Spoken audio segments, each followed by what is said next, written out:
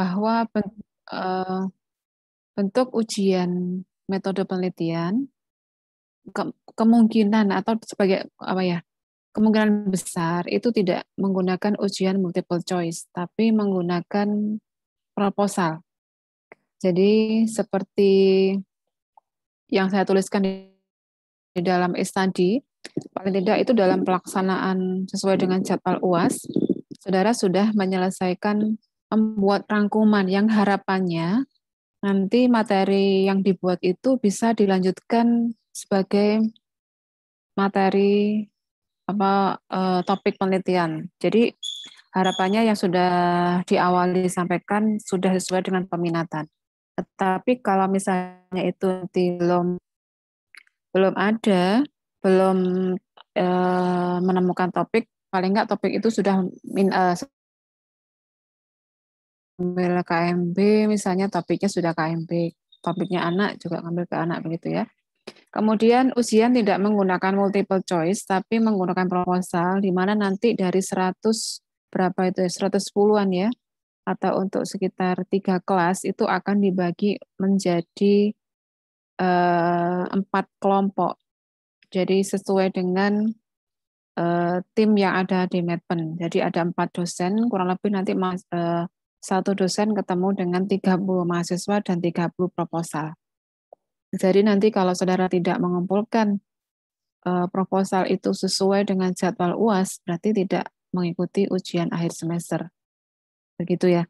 Informasi ini kan bukan informasi yang sifatnya mendadak, di awal dulu sudah disampaikan. Jadi paling tidak setiap kali tatap muka itu sudah bisa menyiapkan sesuai dengan topiknya. Misalnya topik terkait dengan penentuan topik penelitian, kemudian sudah sesuai dengan tujuan penelitian. Jadi Anda sudah membuat reng-rengan di situ. Jadi kalau selesai sekarang itu di topik analisis data, berarti harapannya itu sudah selesai, tinggal melanjutkan ke etik penelitiannya begitu. Ya. Saya sudah menyampaikan beberapa kali ya di situ ya. Jadi tolong ini nanti tidak menjadi kendala lagi karena kita sepakat dari awal pertemuan sudah disampaikan bentuk dari ujiannya. Kalau misalnya ujian metode penelitian itu hanya menggunakan multiple choice, dengan orang tidur pun bisa menjawab A, B, C, D.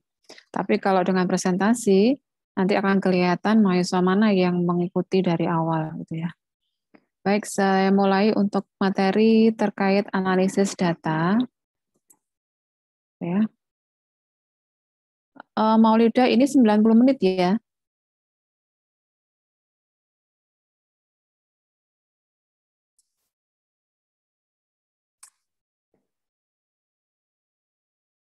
Kita Medpen 90 menit. Berapa? 50, 100 menit. Ya, berarti sampai dengan jam berapa? 2:30. Iya, Bu. Baik, untuk materi ini, kalau kita melihat pada slide yang kedua, di situ ada ilustrasi atau bagian dari framework. Framework atau kerangka kerja. Apa itu kerangka kerja? Kerangka kerja itu adalah suatu langkah-langkah yang nanti akan Anda lakukan saat melakukan suatu penelitian. Ini saya ambil fokus pada analisis data. Jadi pada analisis data, kalau melihat dari bagian-bagiannya, itu dimulai dari pengumpulan data. Pengumpulan data pada pertemuan sebelumnya kan sudah ada ya bagaimana cara mengumpulkan data, mulai dari membuat kuesioner, kemudian menggunakan wawancara, menggunakan observasi, begitu ya. Itu adalah beberapa cara untuk mendapatkan suatu data. Kemudian data yang sudah dapatkan dari kuesioner itu mau diapakan? Nah, di sini ada satu langkah yang belum, sebelum editing data, di situ ada tabulasi data. Seperti saya sampaikan di dalam metode Biostat, bahwa tabulasi data itu bisa dilakukan langsung di SPSS atau bisa kita buat di Excel. Terserah, intinya Selalu saya sampaikan kalau membuat tabulasi data, satuan data jangan pernah dimasukkan di dalam tabulasi. Nanti Anda bekerja 2 kali. Tolong itu diingat-ingat ya.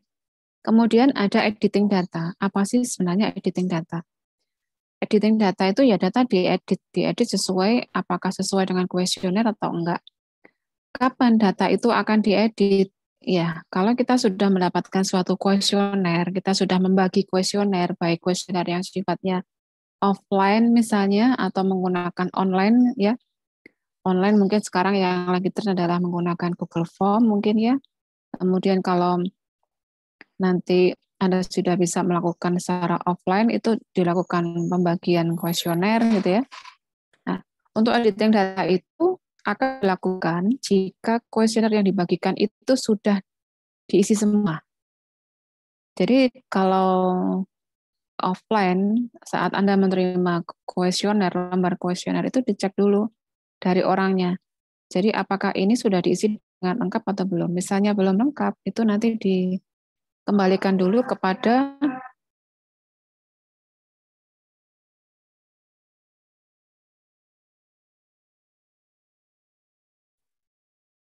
ya. Jadi kalau misalnya nanti mendapatkan suatu data, data itu belum lengkap, tolong kembalikan dulu kepada yang mengisi. Dikatakan Bapak, Ibu, Saudara, Adik gitu ya, ada yang belum lengkap pada bagian ini. Itu namanya sensor data ya. Jadi jangan sampai melakukan editing data kalau data itu belum lengkap. Misalnya tempatnya jauh, akhirnya nanti apa? Data itu ada yang missing, yang seharusnya diisi data itu menjadi kosong. Kemudian ada tahap coding data. Coding data itu didapatkan dari kode-kode data. Kalau kita melihat coding data, itu harus tahu dulu jenis-jenis data yang mau dipakai. Apakah data yang sifatnya kualitatif atau kuantitatif.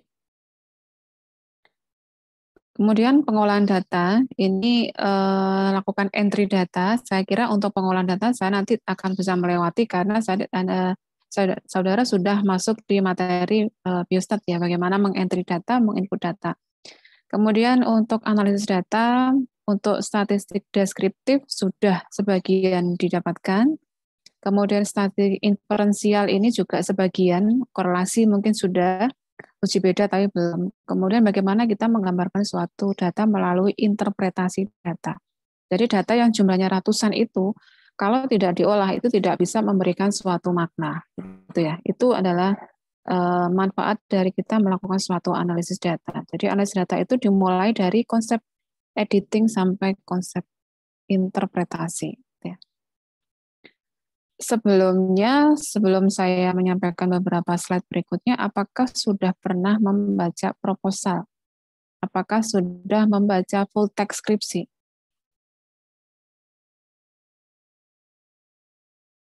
Saya tanyakan, tolong dijawab, apakah ada dari bagian mahasiswa ini yang sudah pernah membaca skripsi bukan manuskrip tapi full text?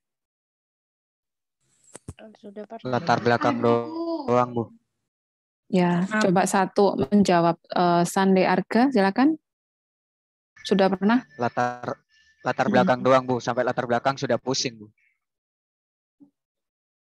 Padahal nanti tugasnya bukan hanya sampai latar belakang ya untuk ujian. Jadi harapannya di dalam Medpen ini nanti sedikit luarannya adalah Anda bisa menentukan suatu topik. Nah, menentukan suatu topiknya itulah yang ada pada latar belakang. Memang latar belakang itu nggak semudah itu kita membuat sehari jadi gitu ya. Tapi ada beberapa latihan dari misalnya membaca, kemudian mengkritisi jurnal gitu ya. Nadia, apakah sudah sampai bab 4 yang dibaca? Belum, Ibu, cuman pernah baca sampai bab 3 aja, Bu. Bab 3. Karena ini terkait dengan pengumpulan data, itu ada pada bab metode penelitian. Sedikit saya berikan gambaran, ini punya kakak kelas yang lagi saya koreksi ya, saya stop dulu, saya cari lagi.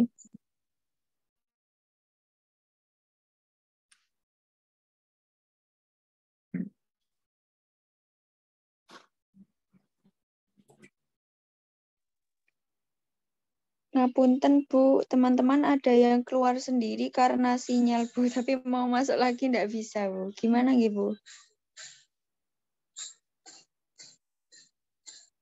Gimana enaknya? Apa saya abaikan aja presensi? Keputusannya, saya bingung kalau ini. Mungkin gini aja Bu, yang tadi kan absensinya sampun di untuk absen Udah. untuk dulu bisa absen Berikutnya dari yang tanpa absen ya. Nggih, seperti itu Bu. Ya, ya silakan. Berarti yang masuk setelah saya cek, saya anggap tidak absen ya. Nggih Bu. Jadi absennya sesuai yang tadi Ya, chat saja. silakan. Nggih. Ya, silakan dibuka admin.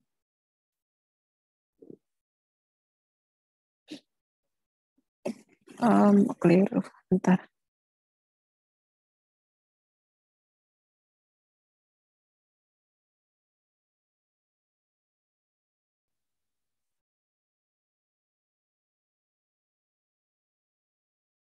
Bisa dilihat ini di screen, ada proposal ya.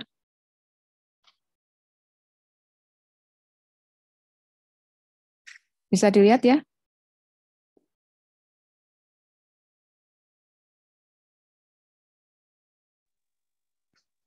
Masih Bu, masih belum Bu, masih di ini Bu, di belum kebuka ini. Oke Bu. Belum, ini sudah ya mungkin masih jalan ya sinyalnya. Sambil menunggu, di sini sudah saya siapkan satu contoh proposal yang sekarang lagi berproses. Saya langsung aja di bab 4 karena bab materi Medpen itu diterapkan di bab 4 dari suatu proposal atau di bab metode penelitian ya. Kalau di tempat kita ada pada bab 4. Belum keluar hasilnya? Belum Bu. Besar soalnya filenya.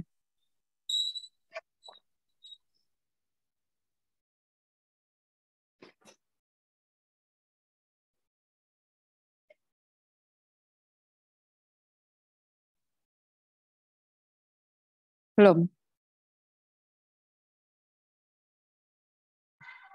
Belum masih Bu. Belum. So, ya.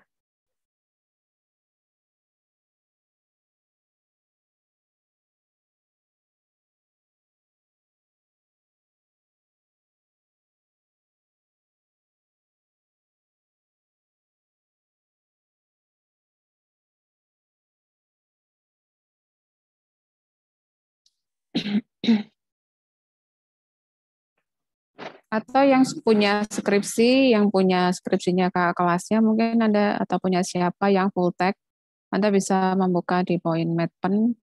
Tapi harapannya untuk penulisan metode penelitian atau penulisan proposal nanti yang Anda kumpulkan di penugasan Medpen itu sudah mengacu pada panduan penulisan skripsinya Fikes. Jadi untuk penomoran sudah sesuai. Sudah muncul di situ metode penelitian? Sudah Bu. Sudah. Oke. Untuk metode penelitian, Anda dari bab 1 itu sudah sesuai dengan konsep penentuan topik, kemudian ada tujuan, kemudian ada manfaat. Di bab 2 juga ada teori, bagaimana mencari teori itu bukan teori semua dimasukkan, tapi paling tidak dalam bab 2 itu ada variabel-variabel yang akan digunakan sebagai rujukan. Kemudian kerangka konsep, di dalam kerangka konsep ini nanti Anda juga menuliskan pemahaman itu dipelajari dari landasan teori yang ada pada bab 2, kemudian diramu untuk menjadi suatu konsep. Nah, yang penting lagi di sini dalam kerangka konsep sedikit saya jelaskan, karena ini berhubungan dengan konsep analisis data, bahwa di dalam bab 3 atau di dalam konsep bagian dari kerangka konsep di situ ada hipotesis. Hipotesis di sini ini contoh aja ya. Kalau kita ketahui bahwa hipotesis itu ada mengatakan 2, ada yang 3. Ada korelasi dan ada uji beda. Gitu ya. Ini kebetulan hipotesisnya adalah ada hubungan mekanisme coping. Nah, kalau ada hubungan berarti hipotesisnya ada korelasi. Berarti nanti di dalam analisis data atau di dalam pengujian statistik itu menggunakan konsep korelasi. Kemudian berhubungan dengan analis data itu ada pada, bentar. Kalau ini nanti akan diberikan Budian terkait dengan etika penelitian. Kemudian ini alat pengumpul data sudah saudara dapatkan pada pertemuan sebelumnya ya, menggunakan kuesioner, observasi, atau yang lain gitu ya. Nah, saya masuk di proses pengumpulan data. Tadi ada proses pengumpulan data, pengolahan data, dan analisis data. Di sini nanti bagaimana menerapkan yang saya tulis, saya berikan materi hari ini, bagaimana menerapkan materi itu ke dalam konsep penelitian. Jadi ada prosedur pengumpulan data. Tadi ada syarat administrasi dan ada teknis. Ini yang harus dipahami. Ini beberapa gambaran bahwa mahasiswa itu untuk mengambil konsep penelitian yang diajukan yang sekarang, itu seringkali kendalanya tidak memperhatikan situasi sekarang. Artinya topik yang diajukan itu terutama untuk kelas ini harus mempertimbangkan apakah topik yang akan saya ambil nanti bisa saya lakukan secara offline. Jangan sampai nanti proposal itu selesai dibuat, tetapi begitu mau dilaksanakan ternyata tidak memungkinkan. Jadi mulai sekarang sudah ditentukan topiknya itu yang kira-kira masih dalam masa pandemi, kemungkinan diperbolehkan atau mungkin tidak diperbolehkan untuk mengambil yang di rumah sakit ataupun di komunitas. Jadi kita menggunakan media yang tidak ketemu langsung dengan responden, itu bisa menggunakan data sekunder atau menggunakan Google Form misalnya seperti itu. Tapi itu dimungkinkan apakah kalau misalnya desainnya menggunakan eksperimen, apakah itu bisa? Nah, itu juga harus dipertimbangkan. Kemudian di sini ada prosedur administrasi seperti biasa meminta izin, kemudian ada prosedur teknis. Teknis ini ya memungkinkan bagaimana suatu penelitian itu bisa berjalan, mulai dari studi pendahuluan sampai dengan diseminasi akhir mungkin kalau diminta oleh instansi yang dituju. Kemudian tahap pengolahan data. Ini yang penting sekarang yang harus dilakukan sebelum saudara melakukan analisis data. Jadi analisis data itu sebenarnya bisa dikategorikan bagian dari pengolahan data atau bisa juga berdiri sendiri sebagai analisis data. Apa sih sebenarnya konsep dari pengolahan data? Tahapan yang dilakukan ini konsepnya biar dimasukkan bisa. Yang pertama untuk pengolahan data itu ada 3 tahap. Yang pertama adalah konsep editing, scoring, kemudian ada coding, ada processing. Ada yang katakan dengan cleaning, ada yang 3, ada yang 5, itu tidak apa-apa. Sekarang kita tahu bahas dulu terkait dengan konsep editing. Apa sih sebenarnya editing gitu ya? Editing itu merupakan suatu proses memeriksa daftar pertanyaan yang telah diserahkan oleh responden. Pemeriksaan daftar pertanyaan dapat berupa kelengkapan jawaban, keterbacaan, relevansi jawaban, dan responden. Ini seringkali yang ada konsep-konsep seperti ini di dalam suatu metode penelitian, itu mahasiswa itu tidak paham dengan apa yang dituliskan. Sehingga nanti saat proposal ditanyakan apa yang saudara maksud dengan editing, itu tidak tahu. Dan bagaimana menerapkan konsep editing di dalam proses pengolahan data. Jadi ini kan definisinya sangat jelas. Tapi seringkali saat seminar proposal itu tidak tahu. Padahal tulisannya itu jelas sekali. Artinya mungkin gitu ya, ini hanya di copy paste dari temannya tanpa dibaca.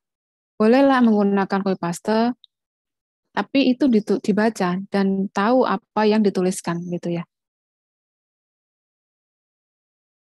Jadi kadang-kadang ada kalimatnya persis dan itu keliru, kebetulan itu misalnya pembimbingnya satu, habis kasih persis kalimatnya. Ternyata yang di copy itu salah, jadi dua-duanya menjadi salah. Nah, untuk kalian pembelajaran, untuk yang dituliskan itu tolong dipahami apa yang dia maksud, gitu ya. Hampir semuanya yang ada pada bab 2 itu kadang-kadang juga tidak dibaca. Pokoknya dapat konsep copy paste kirim, proposal jadi. Bukan seperti itu. Kalau kita mau menentukan suatu topik, biasanya harus ada seminar proposal dulu atau seminar topik untuk menentukan bahwa dia itu paham dengan yang diajukan. Bukan hanya mengambil punyanya siapa, yang mirip-mirip punya siapa, dirubah apanya. Bukan seperti itu. Untuk teori editing, paham di sini bahwa editing merupakan suatu proses memeriksa daftar pertanyaan.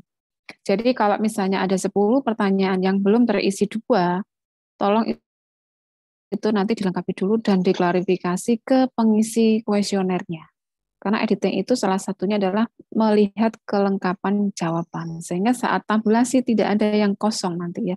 Waduh, kadang pulang saya nggak ketemu respondennya dan lain-lain. Gitu ya. Kalau sudah lengkap baru kita lakukan scoring.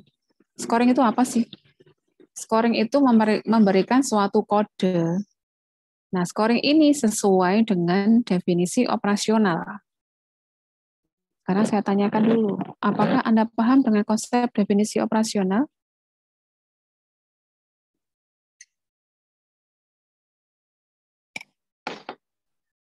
Pernah mendengar istilah definisi operasional dalam suatu penelitian? Belum pernah, Bu.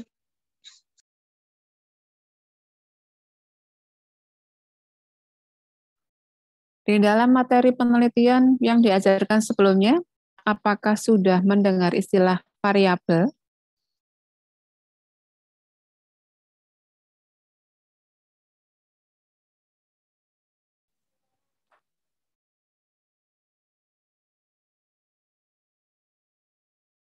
Apa sudah pernah didapatkan materi tentang variabel? Sudah pernah, Ibu. Sudah, Bu. Sudah pernah. Sudah. Dari mana saya tahu? Karena saya menginput jadwal di SIA. Karena pasti berurutan. Analis data itu pasti bagian akhir. Ya, pasti akhir. Karena pasti diawali dari penentuan masalah, kemudian penentuan tujuan, membuat kerangka konsep, kemudian menentukan variabel, kemudian membuat kuesioner, itu pasti akan diberikan dulu. Baru kalau selesai masuklah ke analisis data. Berarti kesimpulannya sudah ya untuk variabel?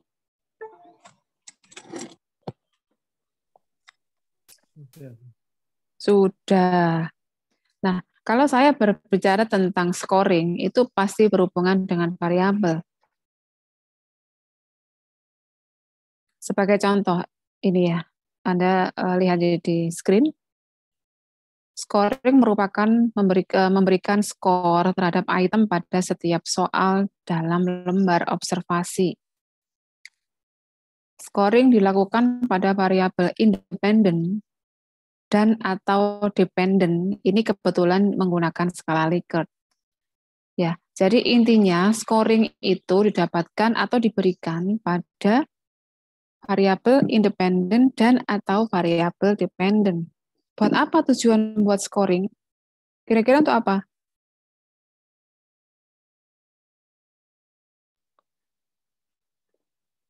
Untuk menilai, Bu. Nah, di dalam statistik pernah saya ajari laki-laki kode 1 dari jenis kelamin misalnya, laki-laki kode 1, perempuan kode 2. Pernah seperti itu? Pernah, Bu. Pernah. Itulah disebut dengan scoring. Atau begini, pengetahuan dikatakan si A pengetahuannya baik, si B pengetahuannya cukup, si C kurang. Saya punya kategori untuk mengatakan pengetahuan baik cukup kurang, itu saya punya skor 0 sampai 100. Jika nilainya 80 sampai 100, saya berikan pengetahuan baik. Jika skornya misalnya 56 sampai dengan 89, 79, saya skor cukup di bawah dari 56, berarti skornya kurang, misalnya pengetahuan kurang. Itu juga bisa dikatakan sebagai scoring.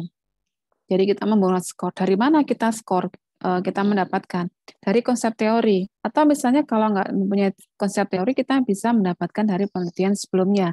Atau kalau nggak ada penelitian sebelumnya, kita bisa ngambil menggunakan nilai rata-rata. Misalnya seperti itu.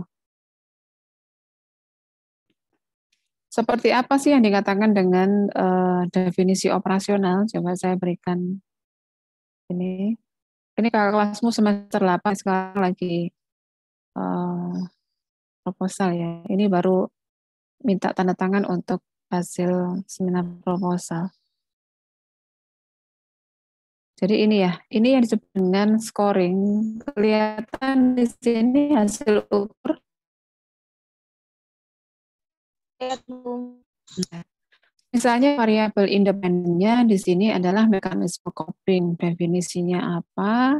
Kemudian dia punya indikator dari mekanisme coping. Coping berfokus pada masalah dan emosi. Nah, parameter inilah nanti yang akan dijabarkan menjadi suatu instrumen penelitian. Ada berapa pertanyaan? Ada berapa pertanyaan fokus pada emosi gitu ya. Kemudian ini nanti akan di-scoring, kan nilai akhirnya adalah seperti ini. Ini adalah nilai akhir dari mekanisme coping, sehingga jawaban akhir mekanisme coping itu apa pada contoh ini. Mekanisme mekanisme coping dikatakan adaptif jika nilainya adalah 26 sampai 10. Mekanisme coping tidak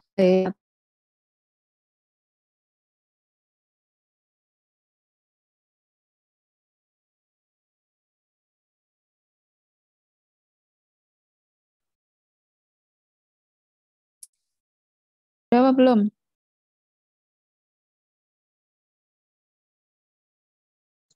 Instrumen penelitian, Bu. Ya, kan diajari sebelum materi analisis data kan sudah diberikan instrumen Iya. penelitian. Ya, Oleh diajari nggak? Pak Asmuji, Bu. Sudah diajari kan? Tapi hanya dijelaskan sampai ke jenis-jenis kalau tidak salah, Bu. Nggak sampai ke aplikasi bagaimana hubungan antara instrumen dengan scoring, enggak? Belum, Bu. Tapi katanya PJMK, Pak Asmuji cukup menjelaskan sampai situ aja, Bu. Jadi tidak dilanjutkan. Makanya teman-teman langsung mengkontrak Ibu untuk melanjutkan Medpen ini. Iya, artinya harapan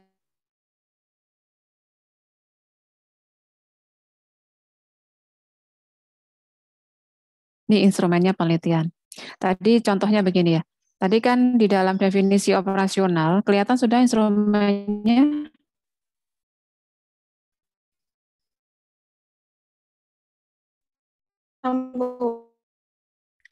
ini satu variabel independen mekanisme coping, di mana ada mekanisme berbasis pada apa tadi masalah, satunya pada emosi kalau nggak salah ya. Ada satu dikatakan untuk mendapatkan skor, ada mendapatkan skor sangat tidak setuju, diberikan nilai 1, tidak setuju dengan skor 2 sampai dengan sangat. Yang poin 1, coping berfokus masalah, coba kita lihat kembali penjabarannya di dalam instrumen penelitian seperti apa.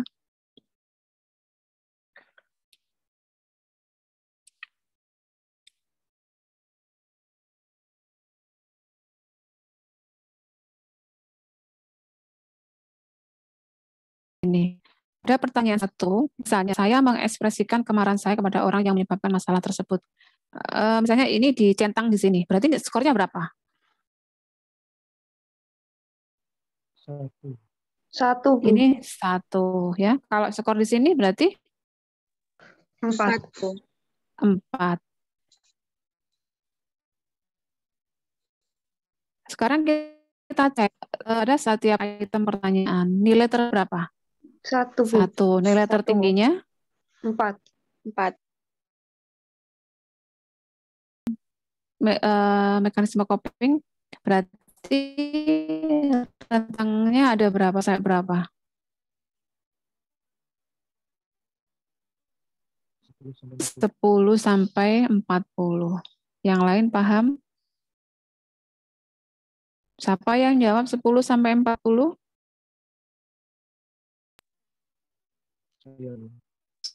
Siapa saya? Siapa? Rama. Rama. Ya, Rama, silakan dibantu menjelaskan Temannya paham?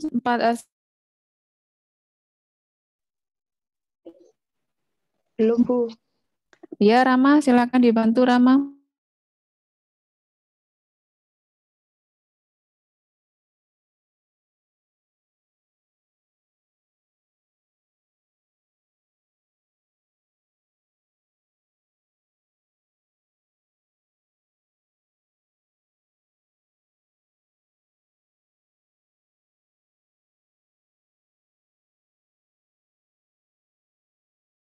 Nilainya yang paling tinggi adalah 40. Jadi rentang nilainya mulai dari 10 sampai 40. Mungkin begitu, Ibu. Betul. Yang lain? Bisa dipahami karena scoring penting untuk penjelasan dari definisi operasional. Ada yang belum paham? Silakan ditanyakan dulu. Di mana yang belum pahamnya?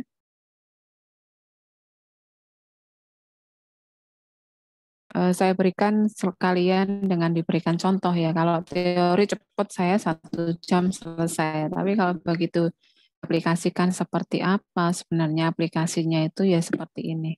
Silakan ada yang belum paham bisa ditanyakan atau sudah paham barusan. Masih belum paham, Bu. Saya ulang sekali lagi ya. Sudah paham, Bu. Sudah. Yang lain sudah? Banyak yang paham atau enggak ini? Sekarang gini, saya berikan contoh lagi yang kedua. Kalau tadi adalah konsepnya ini. Yang pertama tadi kan ada variabel independen, yaitu mekanisme coping. Jadi pertanyaan 10 ini sebagai penjabaran dari parameter yang dibuat di dalam definisi operasional. Sehingga nanti pembuat soal itu harus tahu mana yang masuk parameter 1, mana yang menjadi parameter 2. Itu kalau nanti kita jabarkan di dalam pembuatan soal. Sekarang saya berikan contoh di berikutnya untuk scoringnya. Jika sangat tidak setuju diberikan skor 1 dan sangat setuju diberikan skor 4, itu ada 7 pertanyaan. Berarti untuk 7 pertanyaan ini total skornya ada berapa? Pada rentang berapa sampai berapa? Dari 7 hingga 28. Oke. 7 sampai 28. Paham yang lain? Paham, Bu. Oke. Seperti apa 7 sampai 28 manfaatnya untuk apa? Di sini kita kembali ke definisi operasionalnya. Sesuaikah di situ?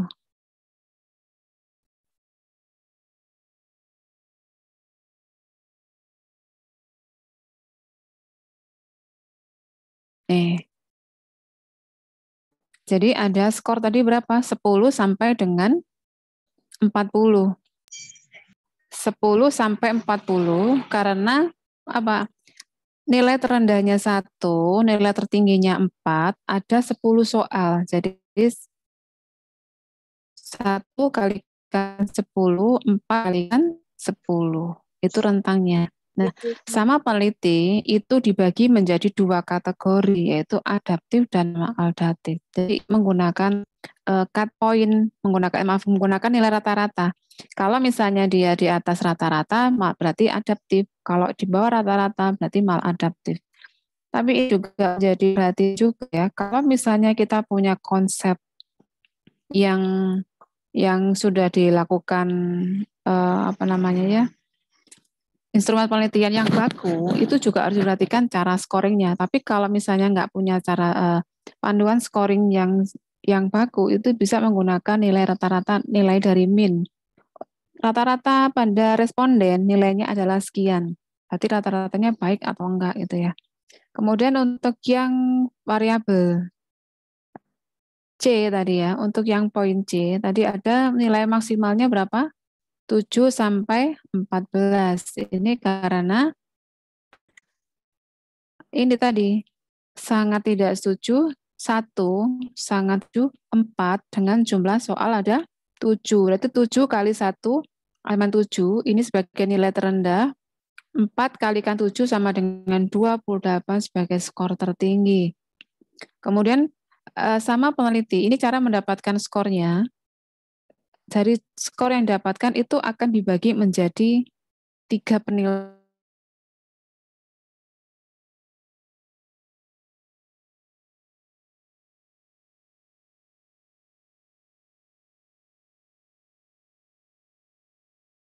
Sampai dengan 28 itu digradekan menjadi 3 bagian. Ya, berarti dibagi menjadi 3 bagian. Kode yang ada di sini, ini adalah kode yang digunakan untuk melakukan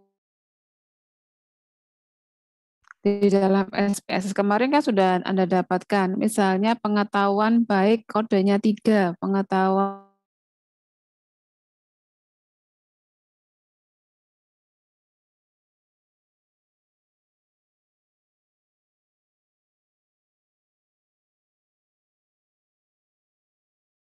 responden 1 nilainya 7, responden 2 28, dan seterusnya. Itu yang dimasukkan. Nah, untuk mendapatkan kategori, Anda masih ingat pada pertemuan di awal di input data saya ajari tentang apa? Transform data.